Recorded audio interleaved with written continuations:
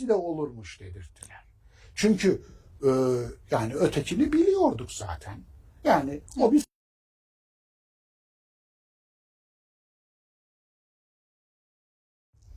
Sevinmem sevince benzemiyor. Ne de üzülmem üzüntüye.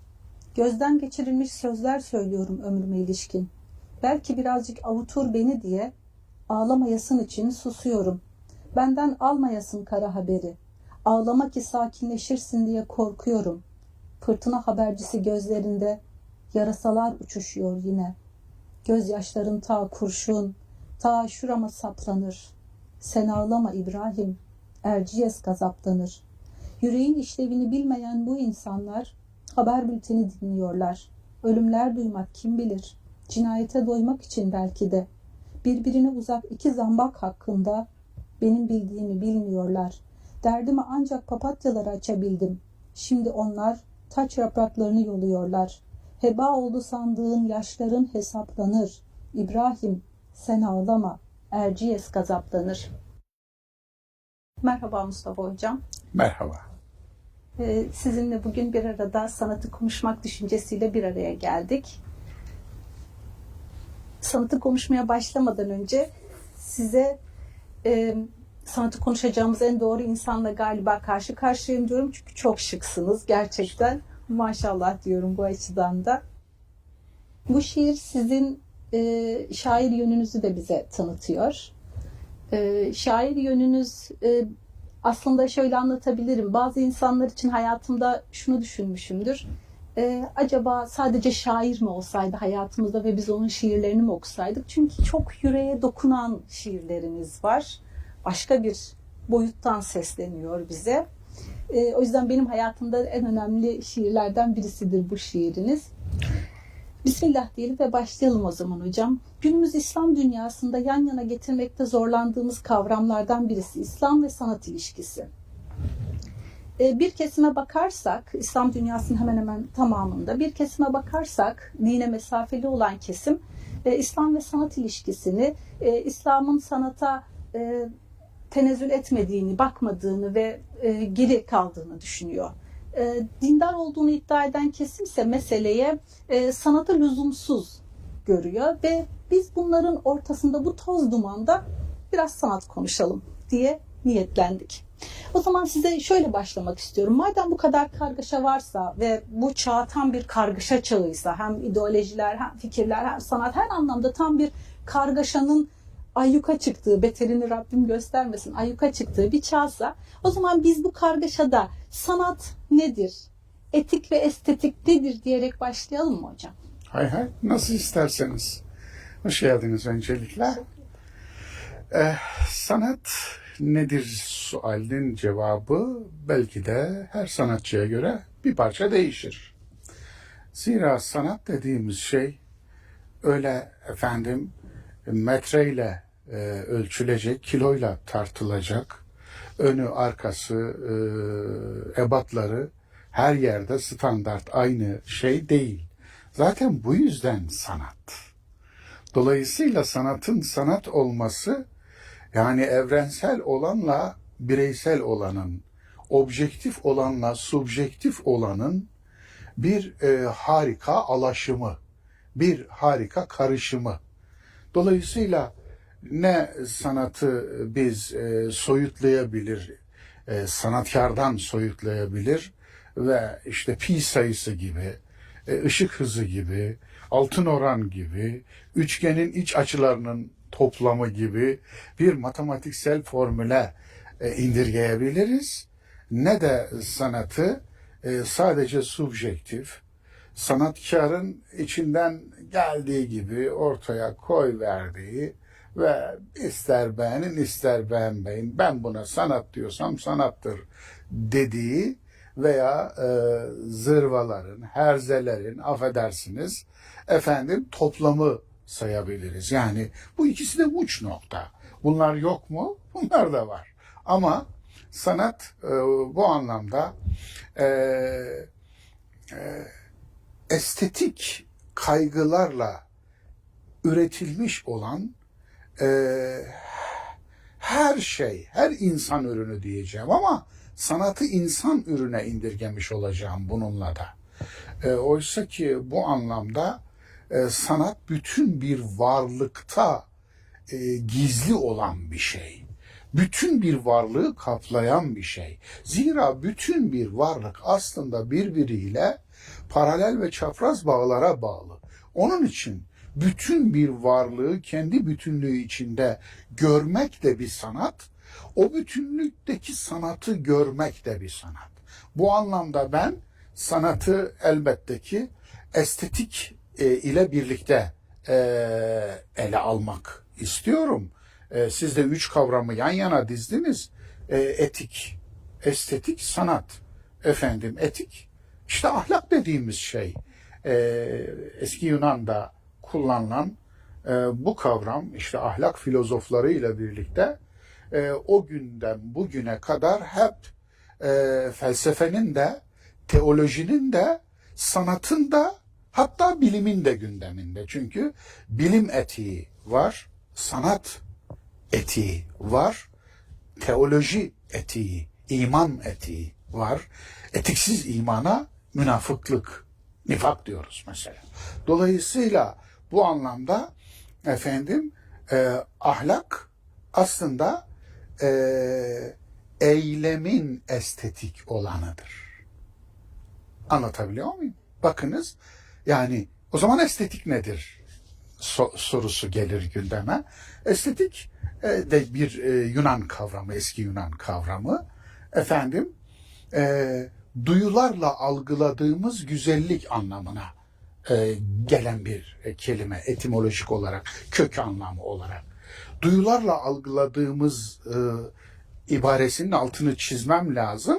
Çünkü tamamen kendinde şey olarak kullanmıyoruz estetiği. Çünkü estetik tanımlamasını yapan iradeli, akıllı ve bilinçli bir varlık. Dolayısıyla bu estetiktir, bu değildir ayrımını biz yaparız mesela. Doğa yapmaz. Dolayısıyla bu tamamen akıllı, iradeli, bilinçli bir varlığı gerektiren bir şey. Bir özneyi gerektiren bir şey. Bu anlamda işte efendim duyularla kavradığımız güzellik derken yani Platon estetiği her zaman her şeyde yaptığı gibi ideler alemine bağlamış, mutlak güzelliğin bir yansıması olarak tanımlamış mesela. İşte Aristoteles güzelliği matematiksel tanımlamış mesela. Ona göre güzellik rasyonel, yani dengeli, adalet tanımının bir versiyonunu da güzellikte yapmış. Dengeli, ölçülü olan şey ona. Yani bu da estetiğin kaçınılmaz bir boyutunu tanımlıyor. Aşırı uçlara giden şeylerde estetik görmüyoruz mesela. Onun için altın oran diye Fibonacci tarafından kuramı yapılmış efendim bir dizi var. Sayılar dizisi.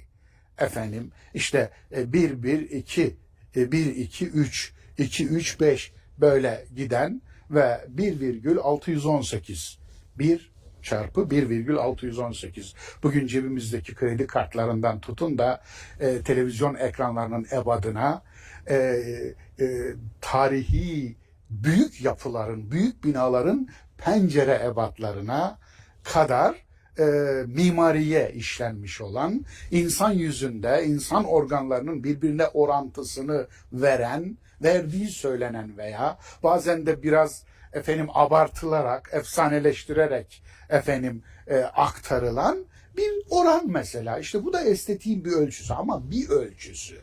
Yani Platon'unkinde büyük bir zaaf var. O efendim sanatın tohumunu ideler alemine atmış. Yani bir alem uydurmuş. Evet, uydurmuş yani.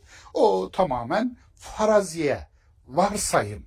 Oraya koymuş. Oradan işte bize yansıyan bir şeyler olduğunu söylüyor. Efendim, yani Plotinus ki yeni Eflatunculuğun kurucusu hocasından aldıklarını 3 takla daha attırarak biraz daha janjanlamış. Mesela o da mutlak aklın yansıması demiş. Bu yansıma çok önemli. Arapçası tecelli bunun. İşte sanat kelimesinin, estetik kelimesinin Arapçada karşılığı cemaldir. Cemal. Cemal aynı zamanda yüzdür. Çok ilginç. Efendim, o kelimede de yine duyuların algılaması vardır. Ama bu anlamı Yunan'daki estetik kelimesinin kök anlamını birebir karşılayan öz Türkçe estetik kavramının karşılığı. Güzel. O Evet. Güzel demedim bakınız. değil. Anadolu elçisiyle. Evet. Güzel dedim. Yani, Bugün Azerbaycan'a gidin, güzel demezler. güzel. Güzel derler. Aslında aslını daha iyi verdiği için doğruya daha yakın olan güzeldir. Bugün güzel olarak kullanıyoruz, İstanbul Türkçesi yaygınlaştı. Ama bunun da aslı göze el veren demektir. Göze el vermek nasıl bir şey? Göze el verecek. Bir şeyin güzellik tanımı Yani göz estetiği tanıyor o zaman. aynen. Evet. Yani gözü cezbedecek. Aslında estetiğin bir ruhu varsa o cazibedir. Cazibe, çekim gücü. Çekim gücü. Aşk da cazibenin bir aşırı gitmiş halidir mesela. Anlatabiliyor muyum? Tüm sevgiler cazibedir. Tüm sevgiler. Tüm tohumlar cazibe ile ürerler. Dolayısıyla bu anlamda estetikle ilgili her şey demiş Schopenhauer, üremekle ilgili bir şeydir. Yani bu yani estetiği bir parça insan yani insanoğlunun da değil tüm tüm canlıların çoğalan canlıların ki canlılık çoğaldığı için canlılık olarak adlandırılır. Tüm canlıların ortak vasfıdır. Üremek bir numaralı güdüsüdür. Soyunu sürdürme güdüsü, var olma güdüsü bir numaralı, soyunu sürdürme güdüsü 2 numaralı güdüdür. Dolayısıyla Schopenhauer bununla alakalandırmış estetiği. İlginç olan şu değil mi hocam? Üremek gibi aslında zor, sorumluluk gerektiren bir şeyi hem öğrenme anlamında hem toplumda yayılması anlamında tüm canlılar için söylüyorum. Rabbimin öğretme şekli çok güzel. Ya onu bir cazibenin içerisine ekleyerek, onu güzelleştirerek öyle bir noktaya getiriyor ki siz farkında olmadan o akımda gidiyorsunuz zaten. Hani bir baskıyla gitmiyorsunuz, bir zorlamayla gitmiyorsunuz. Şimdi hani çok başka yere gidiyor gibi konumuz ama yine cazibenin içinde sağlam kalarak durmaya çalışacağım. Hani bir şeyi biz öğretirken öyle bir yol kullanıyoruz ki baskı, şiddet, azar, uyarı bir sürü şey. Ama işte dediğim gibi üreme kadar zor bir noktayı bile, sorumluluk isteyen noktayı bile tüm doğada. Bugün işte kedilerim var, onların hayatında görüyorum. Rabbim öyle bir dokuyla, öyle bir hormonla, öyle bir içten gelişle ve bir cazibeyle, karşıdaki kişideki cazibeyle öyle bir hale getiriyor ki. Ama burada o üremeyi sadece türün üremesi, cinsel üreme anlamında değil. Aslında sanat eserinin üretilmesi de bir üremedir. Bir ressamın resimleri de bir üründür. Ürün adı üstünde. Evet. Bir heykeltıraşın heykeli, bir şairin şiiri, bir romancının romanı, bir yönetmenin filmi, senaristin senaryosu, bir tiyatrocunun tiyatrosu. Dolayısıyla bunların hepsi bir üründür. İşte orada da ürüyor. Aslında bir filozofun fikirleri, erkek düşüncelerle dişi düşünceler beyinde çiftleşiyorlar ve yeni düşünceler, yeni kavramlar ürüyor. Allah. O kavramlar geliyor dünyamıza, kelebekler gibi dolaşıyorlar. Onlar da birbirlerini döllüyorlar. Yani diyalektik o kadim ilahi kanun, yasa yine devam ediyor.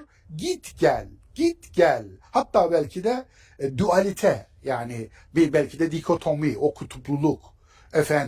Gece gündüz, erkek dişi, yer gök, aydınlık karanlık, hatta hak batıl, iman küfür, bütün bunlar birbirini var ediyor.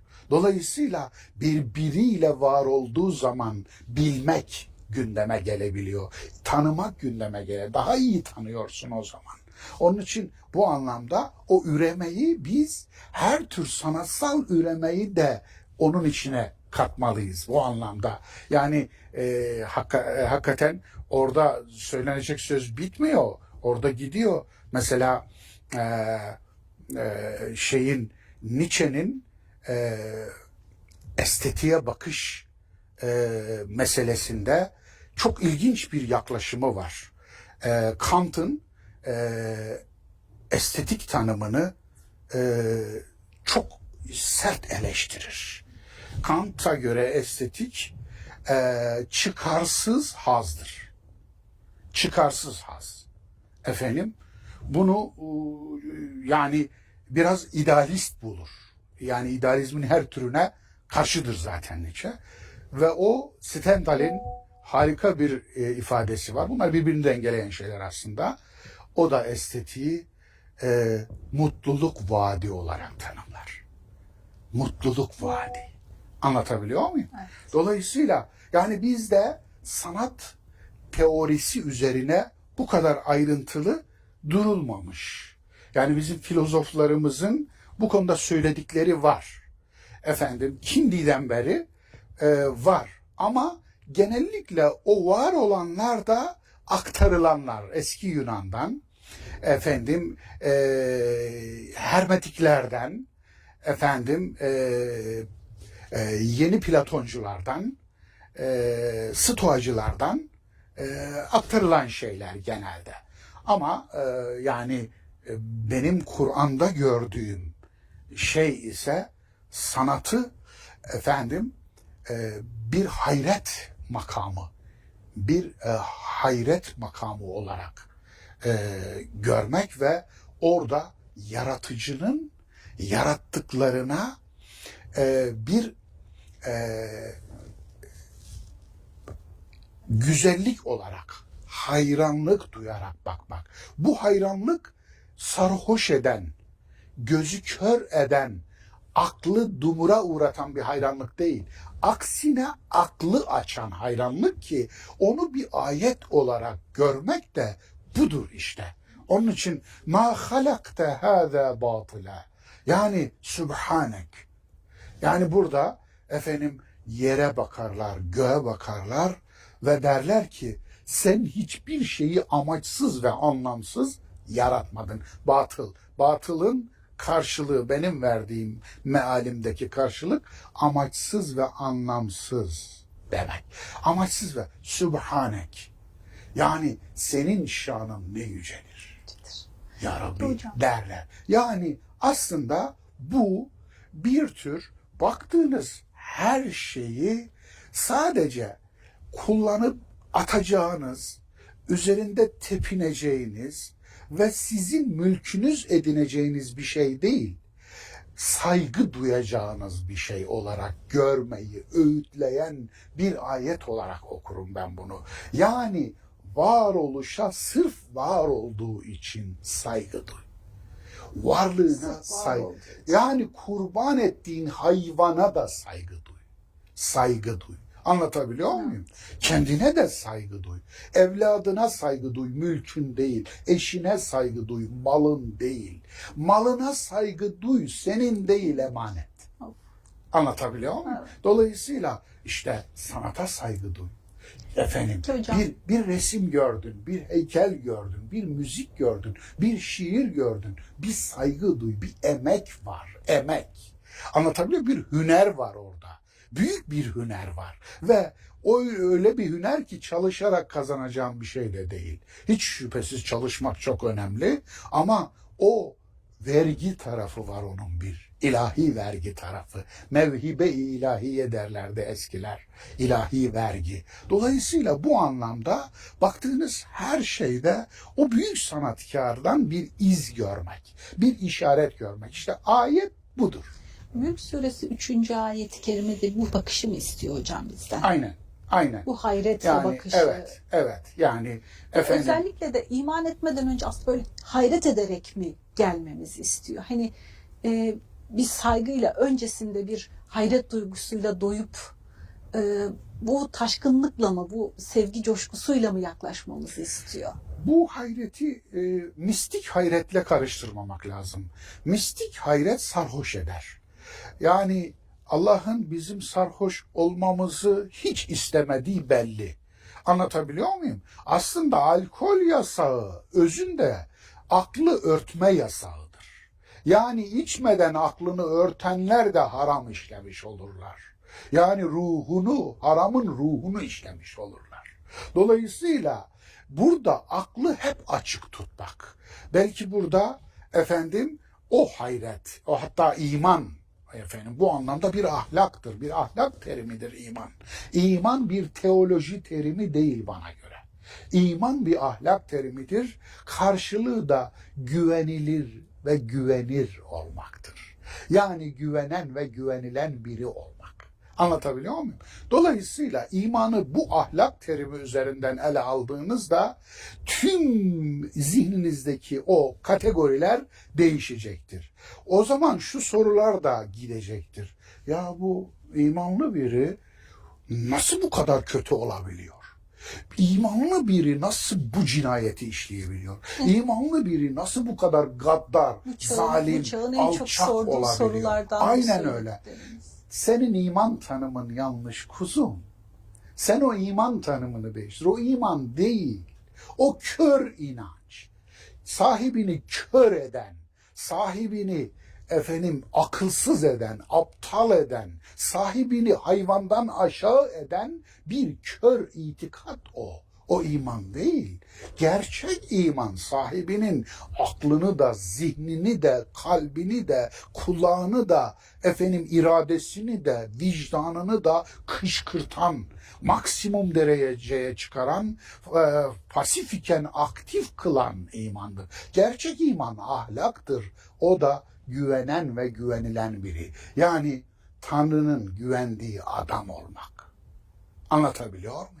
Dolayısıyla bu anlamda aldığınızda evet hayret başka bir anlam kazanıyor. O da şu siz varlığa baktığınızda varlığı tüketilecek, üstünde tepinilecek, mülke geçirilecek, canınızın istediğini yapacağınız. Bu çağın insanını tarif aynen israf edeceğiniz, yarısını yiyip yarısını dökeceğiniz ve kullanıp atacağınız bir şey olarak göremezsin mesajıdır o hayret. O hayret aslında özü itibariyle varoluşa saygı duymayı getiriyorsa makbul bir hayrettir o. Yoksa sarhoş ve esrikliği getiriyorsa, mistik bir meczupluğu getiriyorsa bu hayret içki hükmündedir. Haram uyuşturucu hükmündedir. Ona yanaşılmamalıdır. Çok sağ olun hocam.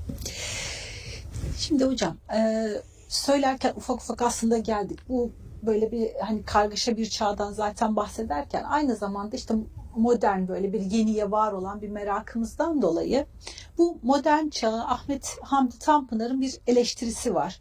Ve diyor ki sanatı anlatırken o modern sanat yerle gök arasındaki ince çizgiyi kaybetti diye modern sanata bir eleştiri getiriyor. Siz ne söylemek istersiniz? Bu yerle gök arasındaki o ince çizgiden kastı nedir? Bilmiyorum. Bu sözü söylediğini de bilmiyordum. Sizden öğrendim. Ama ilk aklıma gelen şu, aşkın ve içkin arasındaki ilişki.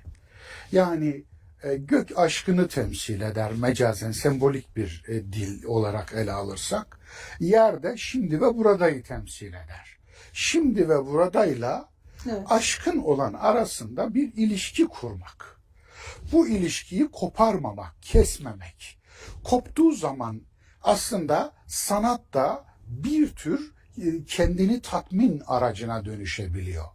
Yani şehveti tatmin aracına dönüşebiliyor. Yani nefsini, egoyu tatmin aracına dönüşebiliyor. Evet. Yani hazzın bir parçası oysa ki hayrın bir parçası olmalı.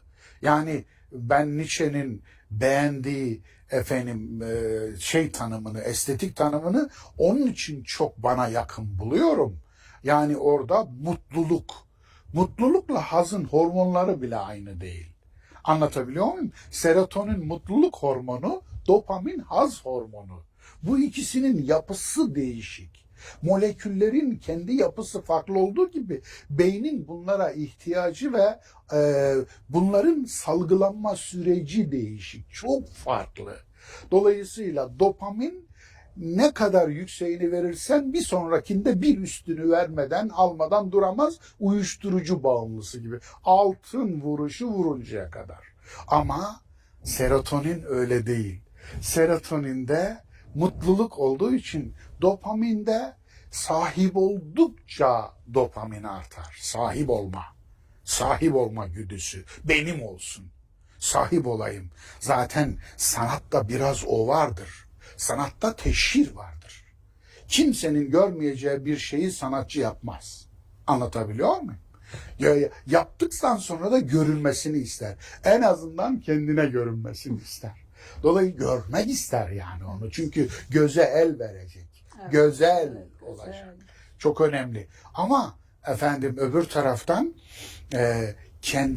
kendini tatmin için yaparken bütün bu şeyleri varlığın varoluşuna saygı duymaz da onu varoluş anlamından koparırsa bu da aslında yaptığı hayır ürküttüğü kurbağayı değmeme ifadesinde, deyiminde bulan sözü çağrıştırır. Anlatabiliyor muyum? Onun için bu anlamda da işte Tanpınar'dan sizin naklettiğiniz, benim de yeni duyduğum o sözü belki bu ikisi arasında, içkin ve aşkın arasındaki o bağı kesmemek. Onun için de varlığın, kullandığımız nesnelerin, bir ressamın tuvali ve zihni, hüneri ve resmettiği eşyanın, şeylerin kendisi arasında bir korelasyon olması lazım. Bir ressam resmettiği doğayı mahvederek bir natürmort veya bir doğa resmi çizmemeli. Anlatabiliyor muyum? Dolayısıyla mesela işte bu biraz önceki naklettiğiniz sözdeki o aşkınla içkin arasındaki o bağlantıyı kesmemekle alakalı diye düşünüyorum. Evet. Evet. Tanpınar özellikle mimariden falan çok fazla bahseden bir insan. Özellikle İstanbul, Bursa üzerinden çok yoğun eleştirileri var mimarinin nasıl yok edildiğine dair falan. Muhtemelen kastı da bu mimariyi verilen zararla o yerle gök arasındaki bağın kopuşunu söylemek istemiş olabilir. Bugün olsaydı ne derdi acaba? Ben Betona gömülen şehirlerimizde. İstanbul eleştirisi yapan arkadaşlarıma diyorum ki ya susun, Ahmet Hamdi Tanpınar bile bunu demiş, öyle deyince susuyor. Ya o zaman bu eleştiri olduysa şimdi bilemiyorum. Hocam Tolstoy diyor ki sanat düşünebilen, gerçeği görebilen, toplumu anlayabilen insanların işidir. Siz de diyorsunuz ki sanat başı ile evrensel olanı, ayağı ile yerel olanı temsil eder. Şimdi ben bu ikisinden böyle bir harman yaptım kafamda aslında ama bir de sizden dinleyebilir miyim? Eyvallah. Yani başıyla evrensel olan, ayağıyla yerel olan da kastım aslında sanatkarın belki de bir metafor vardır Rumi'nin, onu kullanmak lazım burada. Tek ayağıyla sabit, diğer ayağıyla dünyayı dolaşan. Onun için yani sanatta, estetikte böyle bir çift kanat olmalı. Evet. Çift kanat. Bir boyutuyla yereli vermeli ki zaten öyledir. Mesela şiir doğuda şöhret bulmuştur. Anlatabiliyor muyum? Resim batıda şöhret bulmuştur. Evet. Sinema batıda şöhret bulmuştur. Destan doğuda şöhret bulmuştur. Yunan destanları ki Homeros'un destanları, Hesiodos'un işte tanrılarla ilgili mitolojisi de doğudan yani güneyden gelmiştir. Miken'e Fenikelilerden, Fenikelilere Mısırlılardan ve İbranilerden gelmiştir mesela. Dolayısıyla gördüğünüz gibi sanat dallarını da yeryüzü bölüşmüş. Mesela bir ressam bulunduğu bölgede ne hakimse onun resmini çizer. Yani bu yerelliktir. Ama mesela Van Gogh'tan yola çıkalım. Van Gogh'un sarısı meşhurdur. Van Gogh'un sarısı hangi mevsimi işaret eder, imler diye sormuşlar da bizim coğrafyada yaşayan herkes güzü demiş. Çünkü kendi coğrafyası zannediyor Van Gogh'un. O resimleri Avrupa'da özellikle de yaşadığı Hollanda coğrafyasında, yani bazen Paris'te yaşadı, bazen Londra'da, ama o coğrafyada aslında sarı yazı ifade eder. Anlatabiliyor muyum? Dolayısıyla yani Van Gogh'un sarısı kendi yerelliğini, ama o saraya öyle bir can kattı, öyle bir heyecan kattı, öyle bir anlam kattı ki o evrensel oldu. Evet. Bu önemli bir şey yani. Evet. Dolayısıyla İmrül Kays'ın 1 numaralı kasidesi Banet Suat diye başlar. Anlatabiliyor muyum? Muhteşem gerçekten de bir destandır o. Bir ata hitap ederek başlar. Ama ne oldu? O bulunduğu coğrafyaya ait ilişkin o şeyler, şiirdeki at, deve, çöl, anlatabiliyor muyum? Sevgilisine hitap ederken gıfa nebki diye başlar, affedersiniz. Gıfa nebki, durun, birlikte ağlayalım sevgilinin arkasından. Şimdi düşünebiliyor musunuz? Ama devamında gelen o dizeler çöl hayatını, çölde görülen o şeyleri ifade eder. Deveyi, şunu, bunu. Şimdi ama siz iyi bir şairin diline yerel bir hayvan olan deveyi koyduğunuzda deve evrenselleşiveriyor. Anlatabiliyor muyum? Bunu kastettim ben. Evet. Deve evrenselleşiveriyor. Ama deve sadece sıcak coğrafyaların hayvanıdır. Çöllerin hayvanıdır. Ama bir şairin dilinde evrenselleşiyor. Onun için yerellikle evrenselliği kaybetmemeli. İkisini de kifayet miktarı yaparak, meczederek evrensel olacağım diye yerel olana gözünü kapamamalı bu anlamda. Onun için yani her sanatçının ayağını bastığı bir yer var. O ayağını bastığı yerden aldığı malzemeyi kullanır mesela. O malzeme o bölgenin malzemesidir. Ama o malzemeyi öyle bir ruh giydirir ki o evrensel olur. Artık mesela Mona Lisa tablosunu düşünün. Yani bu bir İtalyan prensliğinde yaşayan bir kızın, hatta söylendiğine göre hizmetçi kızın tablosu. Ama o tabloya öyle bir jest, öyle bir mimik, öyle bir yüz hattı verirsiniz ki o tablo paha biçilmez, evrensel bir servete dönüşür mesela. Anlatabiliyor muyum? Oysa ki her yerin güzellik anlayışı farklıydı. Afrikalı birinin elinden çıksaydı daha farklı bir şey olurdu mesela. Bunu kastettim. Evet. Ama öyle bir dediğiniz evrensel bir bütünlük oluşuyor ki mesaj anlamında da evrensel bir bağ oluşuyor sanki hocam. Mona Lisa üzerinden bakınca mesela tabloya baktığınızda sanki şairin yazdığı bir ressamın yazdığı bir şiir var ve o gözlerden sizin zihninize doğuyor gibi geliyor. Hani dillendiremediğim bir şiir okuduğumu hissediyorum ben bazı tablolarda baktığımda.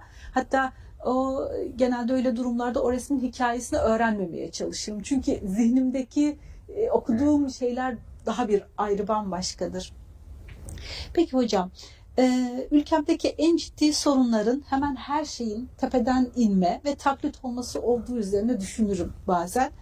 Devrimlerimiz, ideolojilerimiz, sanatımız. Mesela bir sanayileşme devrimimiz olmadı ama sanayileştik. Modern görünüme inkılaplarla geçtik. Bana göre yerli bir feminizmimiz yok ama tüm kadınlar feministiz. Bizim bu sorunlarımızın altında yerli sanat anlayışımızın olmaması da yatıyor mu? Bir şeylerin taklit olması, kendimizin yerli üretemiyor olmamız da ülkem adına özellikle bir sorun teşkil ediyor mu?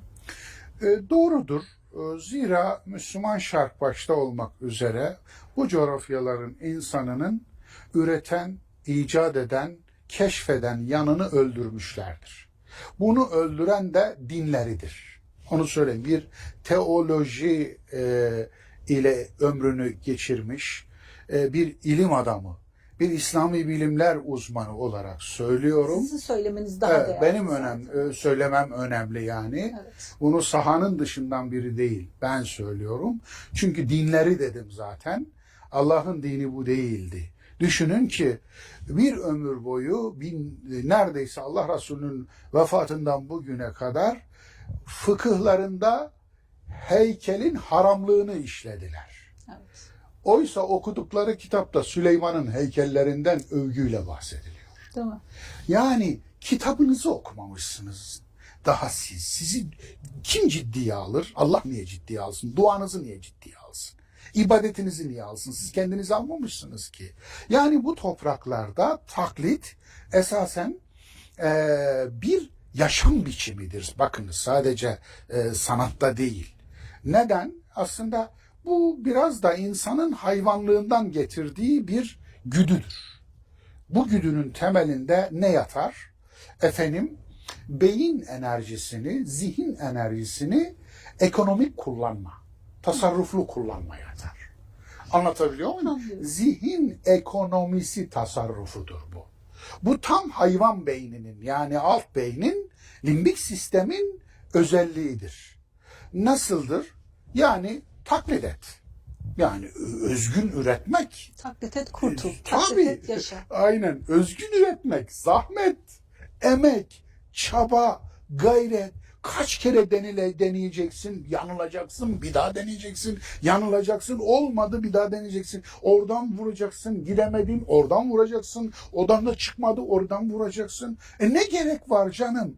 Yani senden evvel zaten yolu yürümüş, atmış, hatta bin sırtına, atla sırtına sülük gibi em kanını al sana yaşama, beleşten yaşama, tufeyli yaşama, asalak ol. Taklit budur aslında. Bu anlamda taklit kelimesi Arapçadır.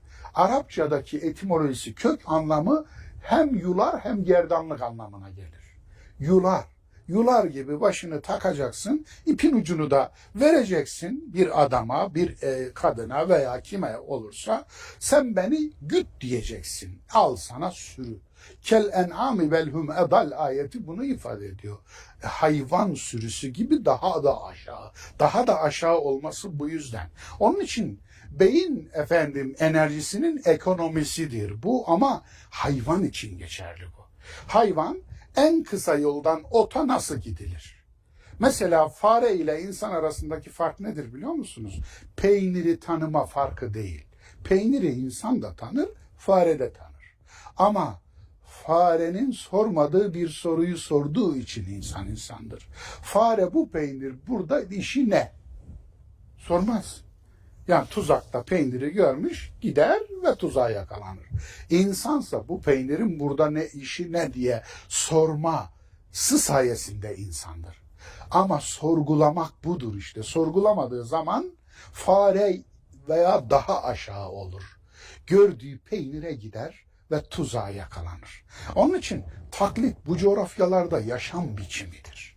Neden? Dediğim gibi hala limbik sistem, alt beyin, hayvan beyniyle düşünüyor.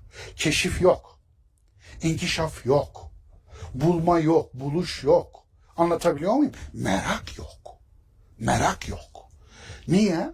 Efendim bu topraklarda öyle atasözleri, öyle deyimler üretilmiş ki bütün bunlara düşman olan, düşman eden şeyler. İcat çıkarma. Efendim, insanın başına iki şeyden gelir, o müstehcen olduğu için dilime hiç vurmayayım. Efendim, dolayısıyla bu böyle şeyler üreten bir coğrafya burası. Ve bu üretilen şeylerin de çok sattığı bir coğrafya. Bu anlamda maalesef özgün şey adeta çıkmıyor. Çıkmıyor. Çıkanlar da boğuluyorlar. Yani bulundukları, çıktıkları yerde öldürülüyorlar. Horlanıyorlar, taşlanıyorlar, linç ediliyorlar. Niye? Genel geçerin dışına çıktıkları için. Yani genelin dışına çıkan bir insan gördüklerinde sürü üstüne saldırıyor, linç ediyor. Dolayısıyla bu topraklarda sanatçı ruhuyla doğan nice yetenekler katliama tabi tutuluyor. Yani entelektüel bir katliam sürüyor bu coğrafyada. Bu yüzyılın, geçen yüzyılın, 200-300 yılın değil, yüzyılların sorunu. Bu yeni bir sorun değil. Modern zamanlar sorunu değil bu. Çünkü geçmişte bunu gördü bu toplum. Kaç kere yaşadı. Bakınız ne evlatlarını kurban etmiştir. Ne evlatlarını farklı davrandı, farklı yaptı, farklı düşündü, farklı icra etti diye ne evlatlarını çiğ çiğ yemiştir bu coğrafya. Dolayısıyla öncelikle demek ki geldiğimiz yer farklılığa saygıyı öğretmeli. Yani yaratanı çoklamak şirk üretir, yaratılanı teklemek zulüm üretir demiştim ya. İşte oraya tekrar gelmiş oluyoruz. Onun için taklit maalesef bu coğrafyanın baş etmesi gereken bir virüstür. Bu koronavirüsü biter, biz kurtuluruz ama taklit virüsünden kurtulur muyuz? O zor. Yani kurtulmamız için özgünlüğün takdir görmesi lazım. Özgün olanın el üstünde tutulması lazım. Yeteneklerin keşfedilmesi lazım. Fırsat eşitliğinin kurulması lazım. Ve hepsinden öte liyakat ve ehliyetin bir numarada olması lazım. Torpilin, şefaatin her türlü çöpe atılması lazım. Anlatabiliyor muyum? Çok yani, büyük bir devrimden bahsediyoruz. Aynen öyle. Oldunuz şu anda. Aynen. Yani bu bir Öyleyse devrim. öyle. Bu bir devrim olur. Devrimse devrim. Yani adam olmamız için bu gerekiyorsa bu. Onun faturasını ödemek lazım. Onun için yani sanatta da böyle maalesef. Bakınız hakikaten de bizde efendim tarih boyunca aslında intihal, çalma böyle bir sorunuz olmayacak değil mi? Bunun Yok, yani, olmayacak senin. Yani da bunun bir boyutu aslında intihal, hırsızlık, Evet. telif hırsızlığı. Evet. O da ayrı. bunun bir devamıdır. Evet. Taklidin en adi kısmıdır. Şimdi ta eski şairlerden İmrül Kays, Tarafe, Aşa gibi cahiliye şairlerinin bile şiirlerini çaldıkları söylenir. Cahiliye şiirinin %95'i uydurmadır diyen Taha Hüseyin'e buradan selam gönderelim. Doğrudur, %100 doğrudur, katılıyorum. Ama uydurma olmayanlar için bile böyledir. Bu eski bir problemdir. Düşünün efendim, Şeyh Galip şunu diyebiliyor. Yani işte ben zevkimi Mesnevi'den aldım, çaldımsa miri malı çaldım. Adam çaldığını söylüyor, çaldığıyla bir de gurur duyuyor. Bu belki bir tarikat dayanışmasıdır vesaire. Evet. Kendi aralarında anlaşsınlar ama hırsızlıktır. Evet. Anlatabiliyor muyum? Öbür taraftan Fuzuli tabii taklidin en aşağı derecesi. Taklidin haram olanı, günah olanı, taklidin tecavüz olanı. Ama bunun karşısında da Fuzuli eğer bir kafiyeyi bulur, o kafiye üzerine bir nazım dizersem diyor kendisi. Ve bunun da bir başkası tarafından yapıldığını görürsem tamamen bozar atarım, yeniden dizerim. Adamdaki şeye bakar mısınız? Fuzuli de böyle. Bu adam da adını Fuzuli koymuş. Tevazuğa bakar mısınız? Fazlalık. Fazlalık. Ne gördü acaba? Yaşadığı toplumda nasıl bir acıdır ki bir adama seçe seçe fazlalık, atık mahlasını koydurursun. Dolayısıyla ta o zamandan beri var. Avrupa'da da var. Yani efendim Avrupalı şairler mesela Fransız şiirini işte Mallarmé, efendim Rimbaud, Baudelaire efendim gibi şairleri Tanzimat sonrası Osmanlı ve efendim Cumhuriyet şairleri tarafından taklit edildiğini, hatta efendim intihal edildiğine dair çok ciddi iddialar var. Efendim biraz önce Ahmet Hamdi Tanpınar'dan bahsetsiniz. Tanpınar'ın bazı şiirlerinin Fransızcadan yani sanki tercüme gibi olduğu üzerine eserler var. Anlatabiliyor muyum?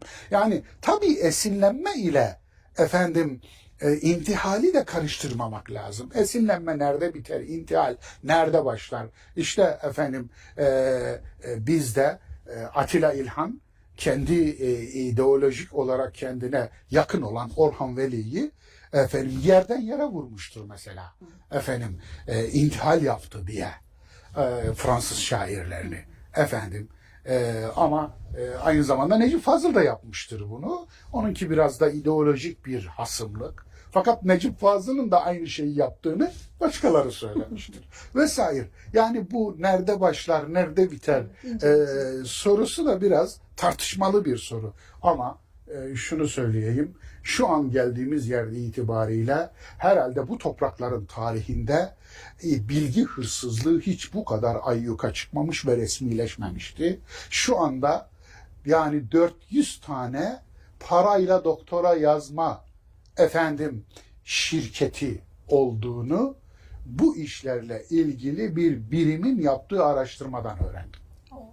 400 tane doktora yazma şirketi var ve bunlar sapır sapır doktora yazıp verip o adam da doktora sahibidir diye sertifika sahibi oluyor. Evet. Zehir, zıkkım gibi haramdır. Her kuruşu gözüne dizine durur adamın. Bunun en büyük kurbanlarından biri benim diye düşünüyorum. Yolname diye bir makalem vardı. Altına Halil Cibran'ın ismini yazıp bir kitap olarak, kitabın içinde bir bölüm olarak yayınlamışlar. Makalem 2004 yılında bir köşe yazımdır, Yolname. Kitabın yayınlanma tarihi 2001 yılında kolaj bir kitap. Evet. Aforizmalar neydi öyle bir kitap. Efendim, Halil Cibran, Arap asıllı, Hristiyan asıllı bir Amerikalı seküler edebiyatçı. 1931 yılında ölmüş. 16 tane eseri var. 8'i Arapça, 8'i İngilizce. Ve böyle bir eser yok. Dolayısıyla kolaj bir eser. Bu bir yayıncı numarası. Yani adi bir numara. Ve düşün, oraya alıyor bu makalemi, ki makalem o efendim kolaj kitabın, sahte kitabın yayınlanmasından tam 7 yıl evvel yayınlanmış. Oraya almış. Ondan sonra beni kendi makaleme hırsız tuttu. Bir müptezeller takımı, bir troller ve çomarlar takımı. Anlatabiliyor muyum? Ben bunu yaşadım. 2 tane doktor geldi, ilahiyat doktorası yapıyorlarmış. Hocam, helallik istemeye geldik. Niye dedim? Ne yaptınız? Arkamdan bir şey mi? Bir halt mı karıştırdınız? Yok hocam vallahi dediler. Biz doktora tezimizde sizin eserlerinizi kullandık. Referans verdik.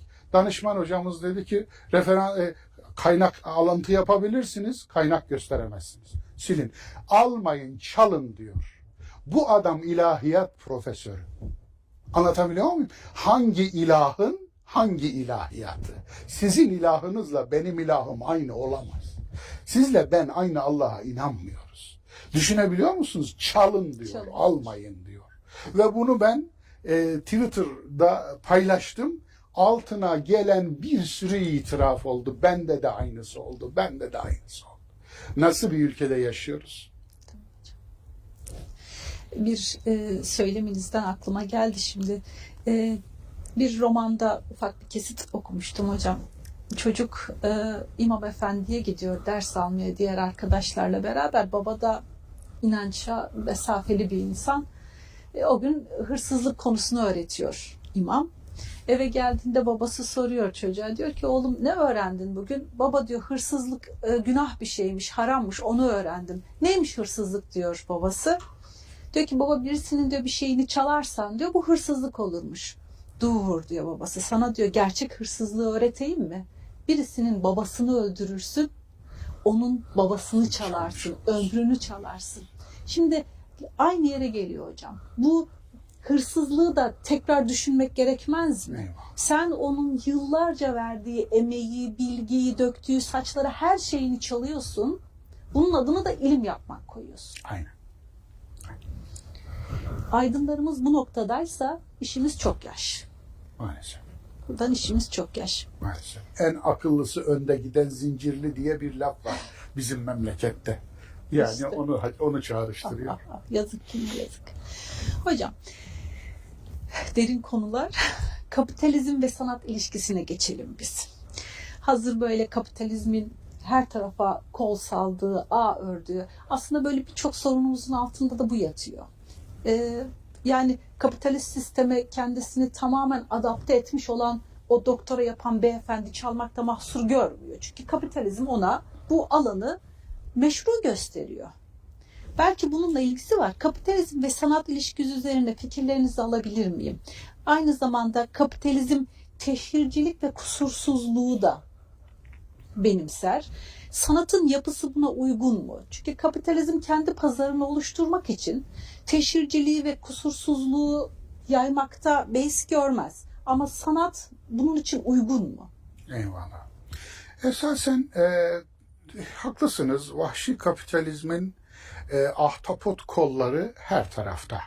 Ama ben bir yanlışı, bir kötülüğü, bir günahı, bir ahlaksızlığı bir izmin içine paketleyip o izmi karşıya oturtup ona tükrüğe boğup ona ok atıp onu kötüleme, karalayarak onun dışında kalanları aklamayı da bir şer kurnazlığı olarak görüyorum.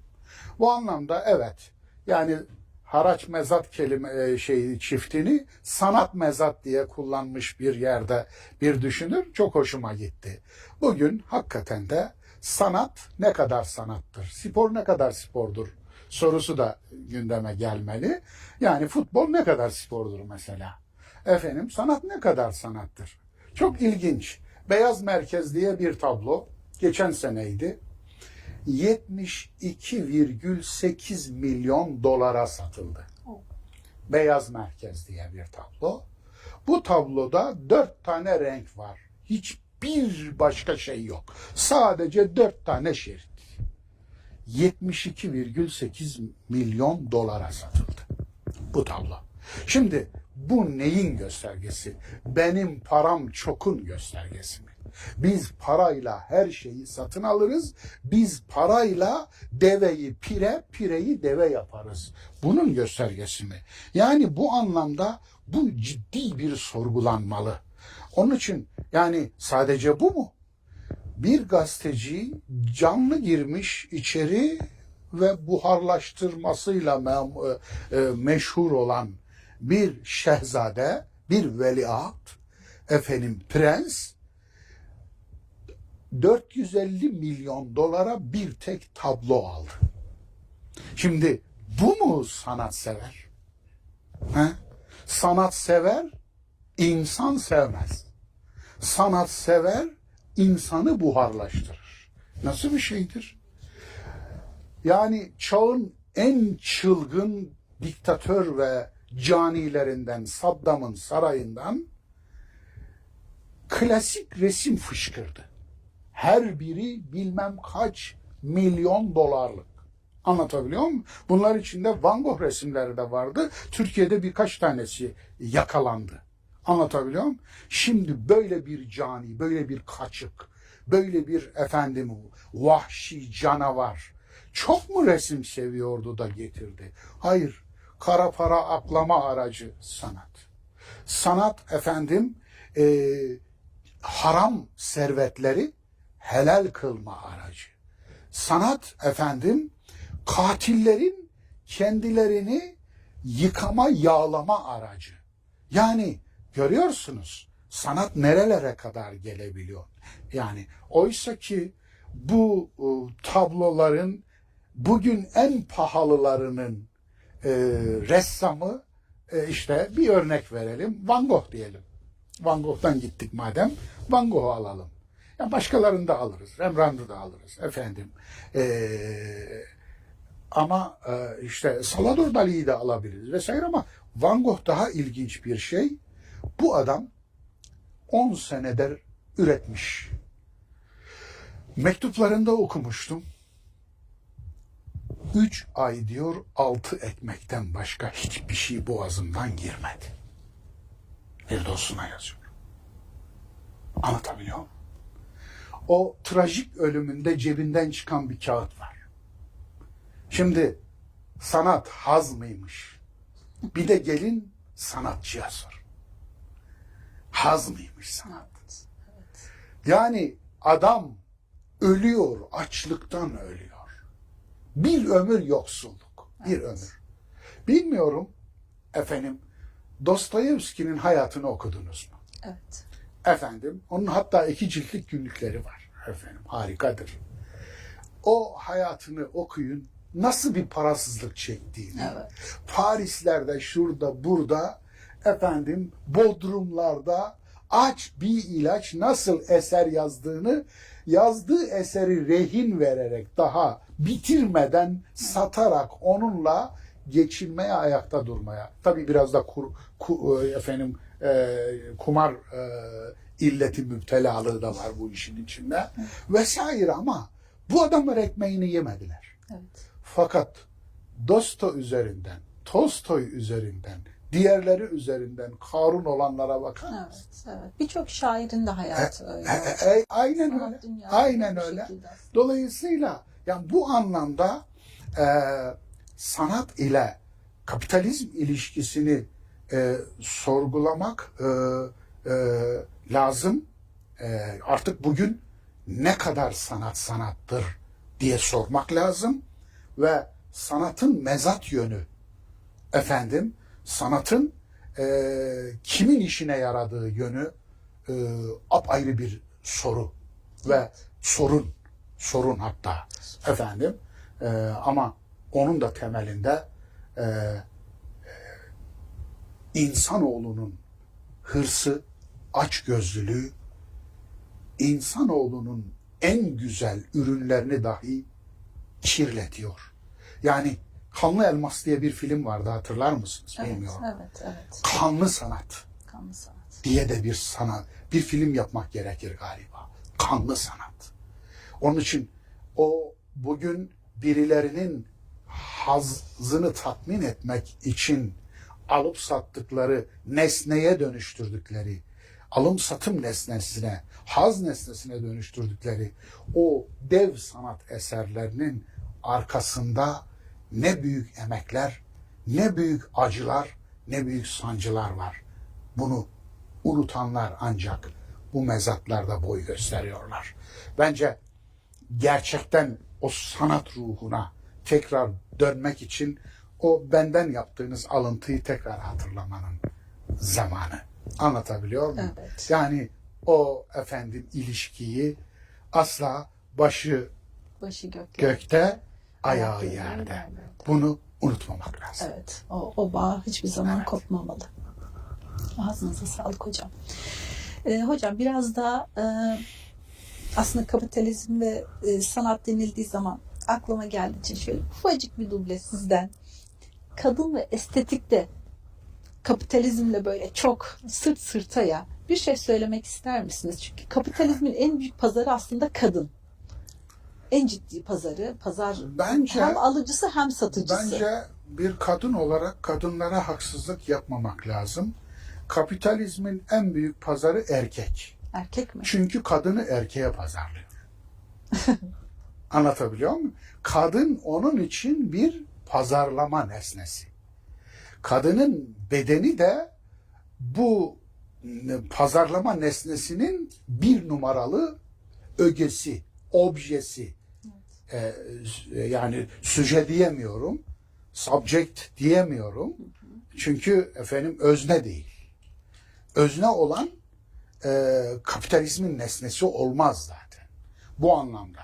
Yani bu maalesef şu anda inanın kapitalizmin ana vatanından daha çok buralarda cari olan bir hastalık. Evet, evet. Yani sonradan görenle gavurdan dönene yeter olmaz derler bizim memlekette.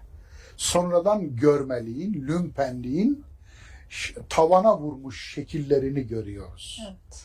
Yani bakıyorsunuz bir işte nişan töreni, bir sünnet töreni, bir evlilik töreni, Artık onlar bir normal oldu. Daha görgüsüzlük, küçük, şimdi eskiden mevlid denen yatak şeyler. odası teşhiri, efendim zifaf yatağı teşhirine kadar iş düşmüş durumda. Evet. Ama bundan da ötesi bu sonradan görmelerin efendim insanı tiksindiren, hatta dedirten, içini kaldıran bu efendim teşhircilikleri yani o söylediğinizi de aşmış durumda. Nirvanası bu. Evet. Aşmış durumda.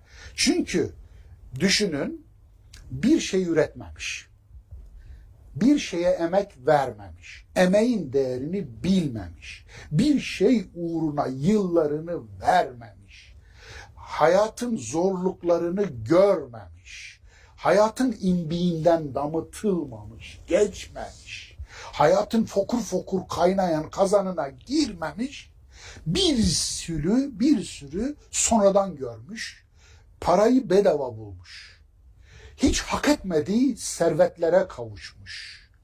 Liyakat ve ehliyet dışı yönetimlerin milletten aşırdığını dağıttığı bir çeteye dönüşmüş bir kitle. Bu kitle aynı zamanda işte tesettürlü, sözüm ona.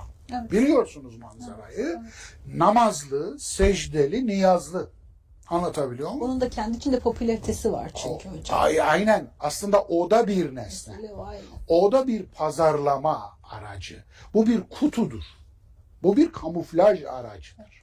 Onun için veylül lil musallin, lanet olsun o namaz kılanlara ayeti, Maun suresinin 4. ayeti tam da cuk oturuyor işte. Dini yalanlayan namaz kılanlar. Dini yalanlayıp namaz kılanlar. Namaz kılıyor ama dini yalanlıyor. Evet. Anlatabiliyor muyum? Tabii buradan aynı zamanda salat sadece yardım etmektir diyenlere de bu sure kapak gibi oturuyor, kusura bakmasınlar. Niye? Surede zaten yoksulu gözetmek, düşmüşü kaldırmak, yetimi gözetmek, açı doyurmak zaten geçiyor. Bunu yapmayana lanet olsun o namaz kılanlara diyor. Demek ki bunu yapmak namazın maksadıymış. Maksadı. Salatın maksadıymış. Dolayısıyla bu anlamda baktığınızda böyle bir güruh ile karşı karşıyayız. Yani bu topraklarda da var, bu coğrafyanın tamamında var. Sonradan görmeler, lümpenler güruhu. İllallah dedirttiler. Anlatabiliyor muyum? Yani o sektörlere, o sektörlerin eski mensuplarına illallah dedirttiler. Dolayısıyla böylesi de olurmuş dedirttiler. Çünkü yani ötekini biliyorduk zaten. Yani o bir sektör. Pazarlama sektörü. Ama bu ondan da öte bir şey. Bu dinin pazarlanması. Evet. Bu secdenin pazarlanması, namazın pazarlanması, örtünün pazarlanması, yani envai çeşit değer olarak bildiğiniz her şeyi değer olmaktan çıkarıp fiyat olmaya, vitrinlik bir meta olmaya dönüştürme işi. Keşke orada kalsaydı.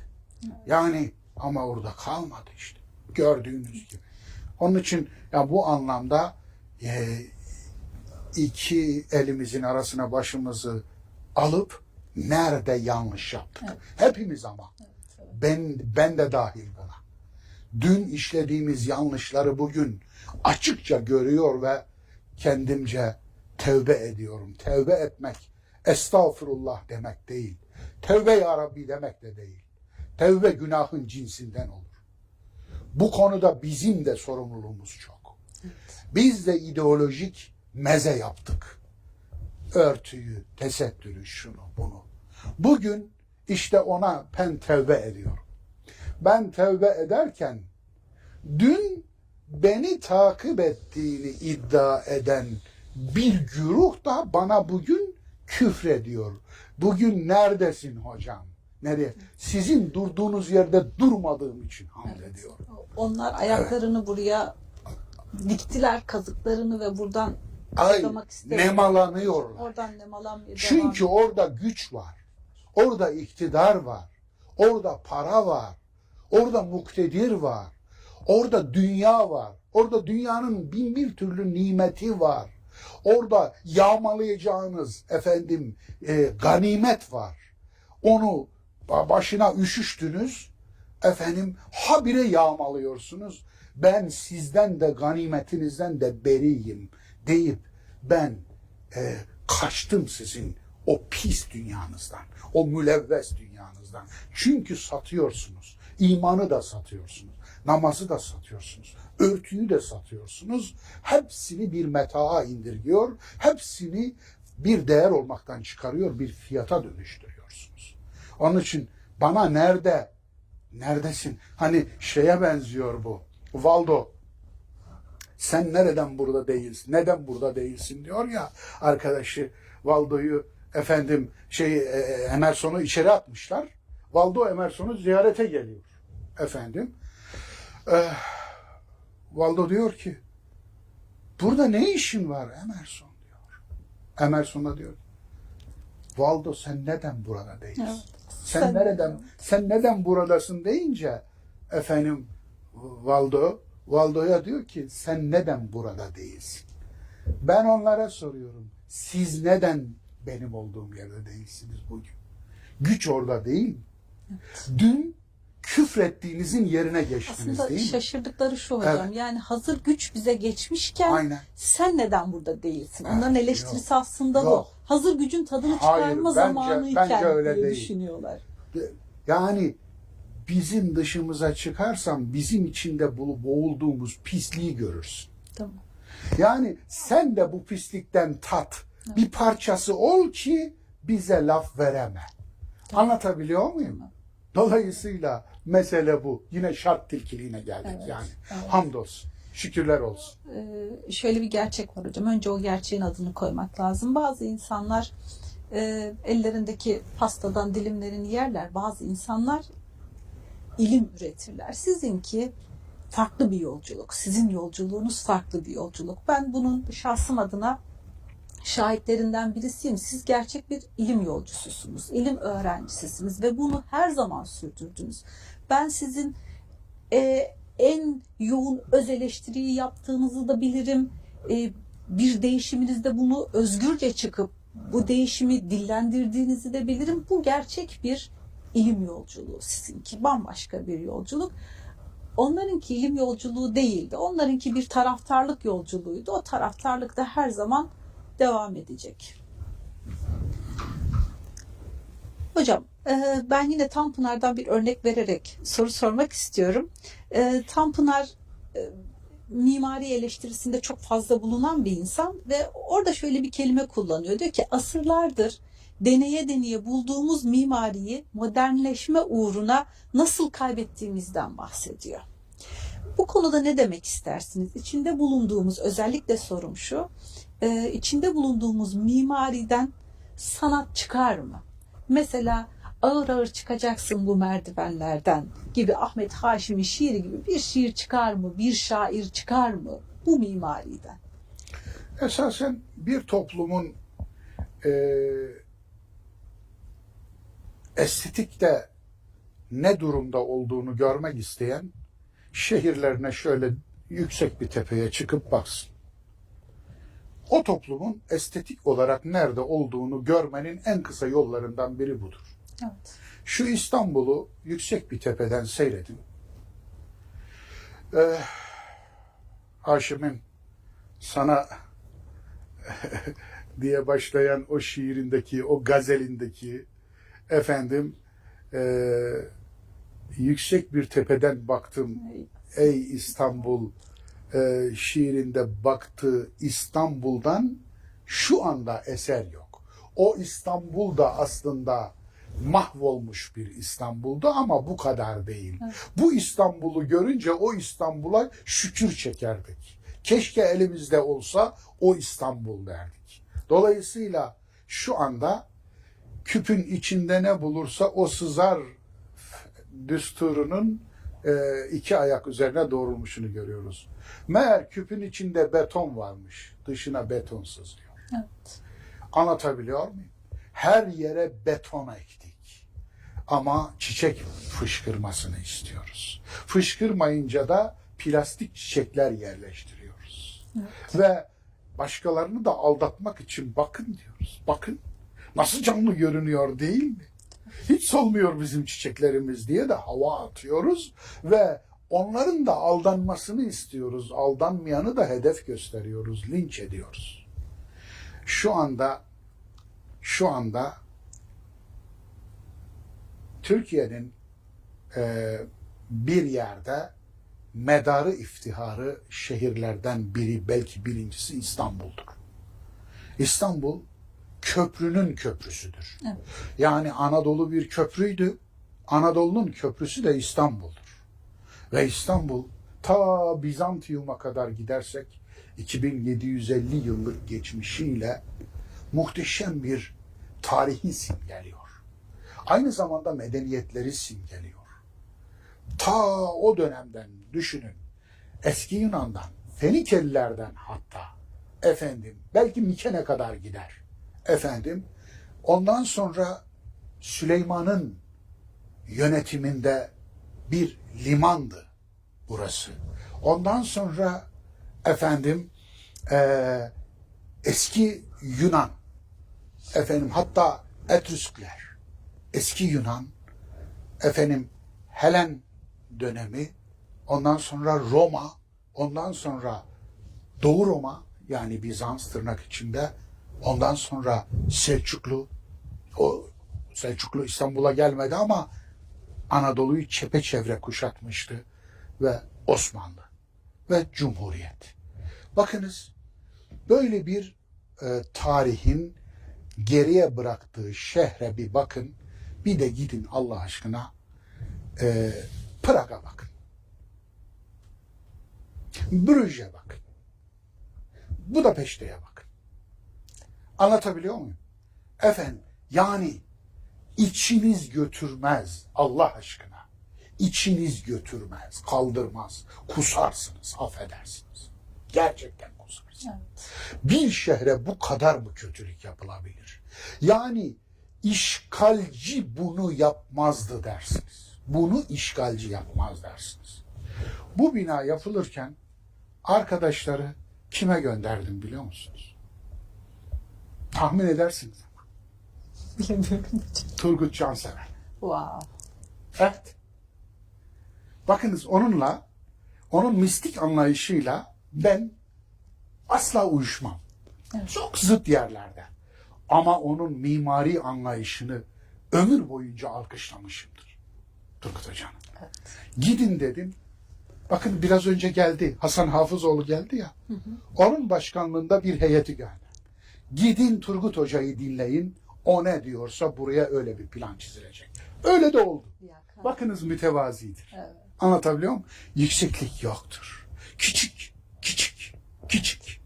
Ve ihtiyaç. Evet. Tabii ki. Yani çünkü Akabe'nin 3 tane şeyi var. Simgesi var. Sembolü var. Aforizması var. Bir eksende insan. Bir iki tavırda denge. 3 tasarrufta ihtiyaç. Evet. Yani tüm eylemlerde ihtiyaç mı diye sorar. Yatırımda ihtiyaç mı diye sorar. Dolayısıyla sen bunu kendi şeyine koymuşsun, fikriyatının tepesine. Bunu uygulamazsan olur mu? İşte onun için gönderdim. Evet. Öyle de oldu nitekim. Peki hiç Turgut Hoca'nın kitaplarını en pahalı kağıtlara, kuşe kağıtlara basıp efendim oraya buraya zibil gibi dağıtanlar, onun fikrinden şu kadarcık istifade ettiniz mi? Herhangi bir belediyenizde onun fikrinden şu kadarcık bir behre taşıyor musunuz? Sizde var mı o şey? Allah aşkına. Onu demiştim. Bir tepenin üstüne anıt bir eser yapılacakmış diye geldi bir gazeteci sordu. Hocam siz ne diyorsunuz? Görüşünüzü alabilir miyim? O tepenin kendisi Allah'ın anıtı, anıtın üstüne anıt olmaz demiştim. Anlatabiliyor muyum? Ve ayrıca da demiştim ki mescitlerin şahı Kabe'dir. Kabe'yi tepenin üstüne yapmayı bilmemiş mi İbrahim de getirmiş çukurun ortasına koymuş. Bunun hiç mi mesajı yok dedim. Hiç mi almadılar? Hiç mi duymadılar? Hiç mi görmediler? Niye görmezler? Nedir bu mesaj? Allah için yapılan her şey tevazu ile yapılmalı. İnsanın ya Rabbi sana kulluktan acizim mesajını içermeli. Tevazu taşımayan hiçbir mabet ibadet edilmeye değmez. Edilmemeli de. Çünkü yeryüzü zaten mescit kılınmış. Evet. Anlatabiliyor muyum? Yani ruhuna aykırı. Ruhunu öldürmüşsün, cesedine tapıyorsun.